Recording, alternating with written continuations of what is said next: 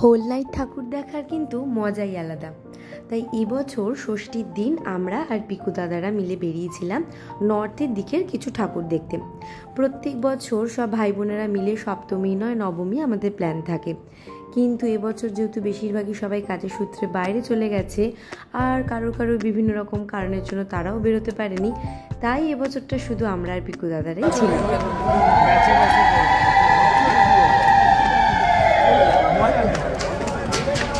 কি জানি আগের পুজোটাই যেন বেশি ভালো লাগতো। এখন কি বেশি বড় হয়ে গেছি নাকি পরিবেশ পরিস্থিতিটা একটু বেশি পাল্টে গেছে জানি না। যাই হোক, দুটো ঠাকুর দেখে আমার এত খিদে পেয়ে গেছিলো, তাই আমরা চলে গেছিলাম এই রেস্টুরেন্টটাতে। সত্যি কথা বলতে আমি এই রেস্টুরেন্টটার নাম আগে কখনো শুনিনি, এই ফার্স্ট টাইম এসেছিলাম। আর তখন কটা বাজে জানো? রাত তখন বাজে 2:30। তো যথেষ্ট ভালো ছিল খাবার দাবার। তো খেয়ে লাস্টে আমরা বেরিয়ে পড়লাম কয়েকটা ফটো তুলে বাড়ির দিকে।